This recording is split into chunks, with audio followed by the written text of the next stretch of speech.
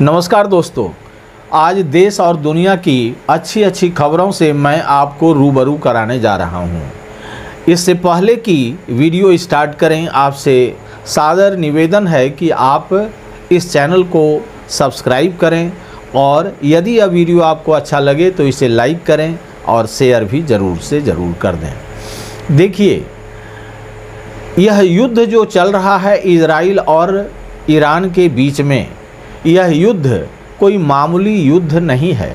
ऐसे तो हमारे यहाँ की गोदी मीडिया बहुत प्रचार प्रसार कर रही है कि इधर इजराइल जीत रहा है, ईरान में हंगामा बरपा जा रहा है, ईरान को बर्बाद किया जा रहा है, लेकिन तथ्य या सत्यता इसके जस्ट विपरीत है। तो खैर, जो भी रहे, हम लोग युद्ध के बारे में थोड़ा सा ही बात करेंगे और उसका जो हम लोगों के ऊपर इम्पैक्ट पड़ने जा रहा है उस पर हम लोग आज बात करेंगे। तो देखिए, हुआ क्या है, युद्ध तो हो रहा है दोनों के बीच में। आज वहाँ के जो धर्मगुरु हैं आयतुल्ला खुमैनी, इन्होंने जुम्मे की नमाज पर अपना भाषण दिया और अपने भाषण में उन्होंने यह सब लोगों को, यानी जितने अरबियन कंट्री हैं, सबको यह वार्निंग दिया कि एक एक करके इजराइल आपको खा जाएगा, इसलिए एक साथ आइए और एक साथ आकर के उसका मुकाबला कीजिए। नहीं तो वह आज मुझे खाएगा, कल आपको खाएगा और इस प्रकार से वह सबको खा जाएगा। अतः आप लोगों से निवेदन है कि ऐसा कीजिए जिससे कि आपको ऐसा नहीं लगे कि आप अलग हैं, हम अलग हैं। एक समूह में आकर के उस पर आक्रमण कीजिए और उस शैतान को मिटाने का प्रयास कीजिए। यह उनकी अभिव्यक्ति थी। खैर, होगा क्या नहीं होगा, हम लोग देखते ही आ रहे हैं कि ईरान ने बहुत बड़े पैमाने पर मिसाइल का हमला किया और उस हमले में क्षति भी हुई, हानि भी हुई, इसमें दो राय नहीं है। बहुत सारे सैनिक भी मारे गए इजराइल के, उसका एयरबेस भी बर्बाद हुआ, बहुत क्षति हुई। ऐसा नहीं है कि क्षति नहीं हुई। हाँ, यहाँ की गोदी मीडिया यह दिखाने में लगी है कि वहाँ इजराइल की कोई क्षति नहीं हुई, बल्कि उसके उलट ईरान की ही क्षति हुई है। खैर, जो भी रहे, और तो और इन लोगों ने यह भी बताने का प्रयास किया, उसका जो नया चीफ है हिजबुल्लाह का, उसे भी इजराइल ने मार दिया, जबकि इसकी पुष्टि कहीं से भी नहीं हो पा रही है। तो यह युद्ध यदि दोनों तरफ से आगे बढ़ता है, जिसकी संभावना मुझे कम नज़र आ रही है, क्योंकि अमेरिका ने भी और दूसरे यूरोपियन देशों ने भी कहा है कि इस युद्ध को आगे नहीं बढ़ने दिया जाए। खास करके ईरान भी नहीं चाहता है कि यह युद्ध आगे बढ़े, लेकिन यदि यह युद्ध आगे बढ़ा तो फिर क्या होगा। अभी यह युद्ध अपने एकदम प्राइमरी स्टैंडर्ड में है, प्राइमरी स्तर पर है। तो तेल की कीमतों में जो इजाफा हुआ, 10 से 15 डॉलर का इजाफा जो हुआ प्रति बैरल, तो इससे कितना हानि होगा इसकी कल्पना करके आप सिहर उठेंगे। मैं आपको अभी बताऊंगा, सारा डेटा दूंगा कि इससे क्या होने जा रही है। यानी कि मोदी सरकार जो अभी तक बल्ले बल्ले स्थिति में थी, खास करके महंगाई या और भी क्षेत्रों में, खास करके इसको कंट्रोल, पेट्रोलियम गुड्स के प्राइस को कंट्रोल करने में जो अभी तक सफलता पाई थी, उस सफलता पर अब पानी फिरने वाला है, या कहिए दूसरे शब्दों में पानी फिर गया। इसके माने अंजाम क्या होंगे, अंजाम तो भुगतना ही पड़ेगा, इसमें दो राय नहीं है। अभी तक तो ये पूरा मलाई खा रहे थे रशियन, माने कम पैसे पर, कम दाम पर पेट्रोलियम गुड्स रसा से ले करके बड़ा ही मुनाफा इन्होंने कमाया और सबको जो भी इस्टेब्लिशमेंट था सब ठीक ठाक रखा। लेकिन अब जो स्थिति नई जो स्थिति उभर रही है उससे क्या होगा, इनका कबाड़ा निकलना तय है। सबसे पहला चोट होगा जो प्राइस बढ़ी है, प्राइस बढ़ने के बाद अभी जो वोटिंग होगा महाराष्ट्र में, क्या सोचते हैं उस पर इस महंगाई का असर नहीं पड़ेगा? क्या विरोधी दल या इंडी गठबंधन के जितने भी लोग हैं वे उसको भुनाने में कहीं कोई कोर कसर रखेंगे? क्या नहीं रखेंगे। महंगाई सातवें आसमान पर उछल जाएगी और इस स्थिति में बीजेपी यानी मोदी सरकार की ऐसी हार होगी जिसकी कल्पना कभी किसी ने नहीं की होगी महाराष्ट्र में। ये जो आने वाला युद्ध के बाद, युद्ध के उपरांत जो स्थिति उभर रही है, खास करके पेट्रोलियम गुड्स के दामों में इजाफा हो करके, ऐसा इजाफा यदि जैसे ही होगा, बस हो तो गया ही है, लेकिन उसका प्रभाव क्या होगा? देखिए, जितना भी ट्रांसपोर्ट कॉस्ट है किसी भी गुड्स का वो बढ़ेगा, और जैसे ही ट्रांसपोर्ट कॉस्ट बढ़ेगा इसके बाद उसका प्राइस भी बढ़ेगा, बढ़ना तय है। और प्राइस बढ़ेगा तो लोगों का जो कंजम्पशन है वह घट जाएगा और इसका मल्टीप्लायर इफेक्ट होगा, गुणक रूप में इसका इफेक्ट मार्केट पर पड़ेगा और ऐसी स्थिति हो जाएगी, बड़ी बड़ी कंपनियां धराशायी हो जाएंगी।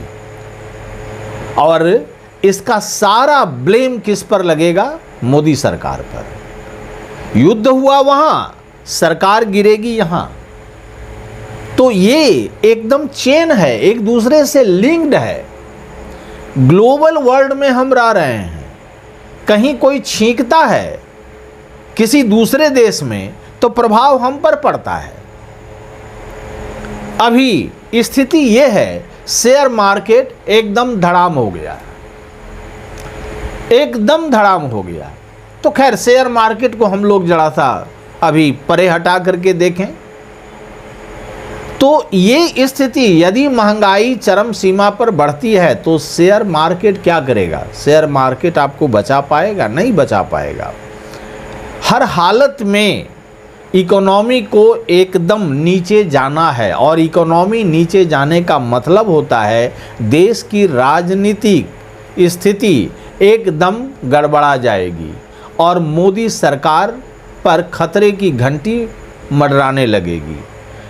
कहीं भी, झारखंड में भी चुनाव होगा, मोदी सरकार हार जाएगी, क्योंकि इसका सीधा रिलेशन महंगाई से है। महंगाई जैसे बढ़ेगा विरोधी पार्टियां तुरंत उसको इनकैश करेंगी और उसके, सही बात है, उनका ड्यूटी बनता है कि सभी चीज़ों से जनता को वाकिफ़ कराएं और जैसे ही जनता को लगेगा कि नहीं इस सरकार में, भले ही वजह दूसरी हो, वजह युद्ध हो, लेकिन यहाँ पर उसे इस फ्रेम में डाल करके रखा जाएगा, परोसा जाएगा, जिससे कि आपको लगेगा कि सरकार ही दोषी है और हम और आप सरकार के पीछे पड़ करके सरकार को नस्त नाबूद करने की स्थिति में रहेंगे। तो इस प्रकार से मोदी सरकार आज के डेट में अब खतरे के निशान पर पहुंच चुकी है। किसी भी समय ये धराशायी हो सकती है, नो डाउट। युद्ध यदि और आगे बढ़ता है, युद्ध यदि सीमित रहा अभी तक, तो किसी न किसी प्रकार से हो सकता है कंट्रोल किया जाए, नहीं किया जाए, लेकिन युद्ध का बढ़ना मतलब इस सरकार का जाना तय है, एकदम तय मानिए, क्योंकि जनता अब महंगाई और बर्दाश्त करने के मूड में किसी भी रूप में नहीं है और सरकार यदि सब्सिडी दे करके किसी प्रकार से बचाने का प्रयास करेगी तो इकोनॉमी इसकी एकदम जीरो लेवल पर पहुंच जाएगी। तो ये तो ऐसी स्थिति हुई इधर की, यानी मोदी सरकार की उल्टी गिनती एकदम शुरू हो जाएगी युद्ध से रिलेटेड, जबकि हम लोग यहाँ के जो लोग हैं, गोदी मीडिया के लोग एकदम उल्लास में हैं। उन्हें नहीं पता है कि इसका रिजल्टेंट क्या होगा भारत के अर्थव्यवस्था पर, वे खुश हैं कि इजराइल ने ऐसे मारा, वैसे मारा, इस प्रकार से मारा। ये सारी चीज़ें ये क्या है? यह अपना ऐसा प्रदर्शन जिसको कि घटिया प्रदर्शन कहा जा सकता है, ऐसी है ना मनोवृत्ति बन गई है इनकी। खैर जो रहे, हमें उसमें नहीं पढ़ना है। हम लोग आते हैं अब इस पाठ का जो दूसरा पहलू है उस पर। देखिए अभी कांग्रेस क्या कर रही है, एकदम फूक फूक करके अपना है ना चुनावी अभियान, जो कि करीब करीब हरियाणा में समाप्त हो गया, प्रचार समाप्त हो गया, लेकिन ये एक एक पग फूंक फूंक करके बढ़ा रही है। इसमें उनके पास अब आया फॉर्म 17C। जैसा माना जाता है कि फॉर्म 17C हर एक बूथ पर प्रिजाइडिंग ऑफिसर, जितने भी बूथ लेवल के जो वर्कर होते हैं वहाँ पर सभी पार्टियों में, उनको यह फॉर्म उपलब्ध कराया जाता है, जिससे कि उन्हें ज्ञान होगा कि कितनी महिलाएं, कितनी बच्चियां, माने जो 18 वर्ष से ऊपर की हैं, और कितने बुजुर्ग, माने कैसे कैसे आयु वर्ग के लोग उसमें कितना वोटिंग किए, ये इसका सारा डेटा उस फॉर्म सी में उपलब्ध रहता है, जो कि ये लोग नोट करके रखते हैं। फिर उस फॉर्म सी को जब ईवीएम का बॉक्स खुलता है तो उससे मैच होता है कि इस ईवीएम में कितना वोटिंग कास्ट हुआ था, और उसमें इस फॉर्म सी के आधार पर मिलान हो रहा है अथवा नहीं। यदि ये मिलान नहीं हो रहा है तो फर्जी वोटिंग हुई है, कुछ न कुछ गड़बड़ हुआ है।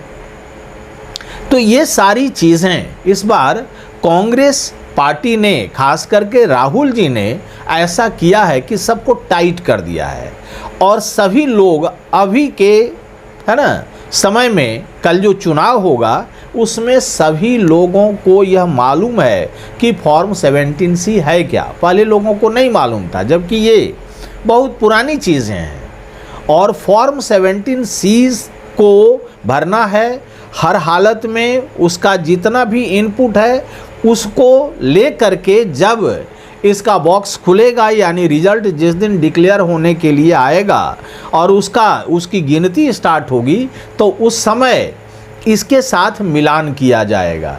जरा भी उलटफेर होगा तो वहाँ के जो बूथ वर्कर हैं वे तुरंत कंप्लेन दायर करेंगे, और हो सकता है कि वहाँ पर के जो प्रिजाइडिंग ऑफिसर हैं या और भी लोग हैं वे बुरे फंसेंगे। तो इसीलिए अभी इस पर बहुत ज़्यादा जोर दिया गया है इस फॉर्म 17C पर। और ये यदि ऐसा होता है, इस पर यदि जोर दिया जाएगा, तो हो सकता है भारतीय जनता पार्टी की सरकार, जो भारतीय जनता पार्टी जो चाहती है कि हम ऐसे कर देंगे, उलटफेर कर देंगे, और मेरी तो सरकार है, हम जैसा चाहें कुछ करेंगे, इलेक्शन कमीशन है, सबका सपोर्ट मिलेगा, और उसके आधार पर भारी उलटफेर कर सकते हैं, वह उलटफेर नहीं होगा। और नतीजा क्या होगा कि कांग्रेस पार्टी बढ़त बना लेगी और कांग्रेस पार्टी की विजय होगी। और बीजेपी, जैसा लग रहा है कि एकदम माने 99% लग रहा है कि बीजेपी का कहीं वहाँ पर अता पता नहीं है, कांग्रेस ही आगे निकलेगी। और इस कांग्रेस के निकलने का सारा श्रेय यदि आप किसी को देना चाहते हैं तो वह एक ही व्यक्ति है, राहुल गांधी, जिसे कि सारा श्रेय जाना चाहिए, क्योंकि उन्होंने अलग अलग धड़े में बंटे कांग्रेसियों को एक किया है और सबको हाथ मिलाने पर मजबूर किया है। तो इसे कहा जाता है कि आपकी जो विल पावर है, उस विल पावर का उपयोग करके आपने डिटर्मिनेशन दिखाया, और आज पार्टी हरियाणा में एकजुट हो करके चुनाव लड़ रही है। और तो और कल की जो खबर है उसे आप जान करके तो आश्चर्य हो जाएंगे। आपको तो मालूम ही होगा कि मैंने 1.5 घंटा पहले कि 1 घंटा पहले जो वोटिंग का जो ये क्या प्रचार का जो समय होता है वह समाप्त है ना, जैसे ही होना था उसके 1-1.5 घंटे पहले ही बीजेपी के एक प्रत्याशी ने तुरंत क्या कर लिया, कांग्रेस ज्वाइन कर लिया। हालांकि वो पहले से भी कांग्रेस में थे, लेकिन फिर भी उल्टन पलटन करते हुए फिर बीजेपी में आए थे। बीजेपी में करीब 5 साल व्यतीत किए और इसके बाद फिर वो कांग्रेस में चले गए। तो इसका देखिए, ये एक नैरेटिव बनता है, इसका प्रभाव पड़ता है। किस पर प्रभाव पड़ता है? जितने भी हमारे वोटर हैं उन पर यह प्रभाव पड़ता है और उसी प्रकार से वे प्रतिक्रिया करते हैं। तो देखिए कांग्रेस की स्थिति क्या होती है। कांग्रेस की स्थिति ब्राइट होगी ही, इसमें दो राय नहीं है। और भारत में महंगाई कहाँ जाएगी और किस रूप में सरकार को गिराएगी या बचाएगी, यह कहना बड़ा मुश्किल है, बहुत डाउटफुल है। हम लोग इसी आश्रय पर हैं कि युद्ध की स्थिति, युद्ध की ज्वाला किस रूप में आगे बढ़ेगी, या स्थिर रहेगी या घटेगी या बंद होगी। तो हम लोग इसी आशय में रहेंगे कि कुछ अच्छा हो, बुरा नहीं हो। तो इस वीडियो में इतना ही। यदि यह वीडियो आपको अच्छा लगा हो तो इसे लाइक ज़रूर से ज़रूर कर दें, अपने फ्रेंड में शेयर करें और कमेंट सेक्शन में जाकर अपनी बहुमूल्य राय से मुझे अवगत कराएं। धन्यवाद।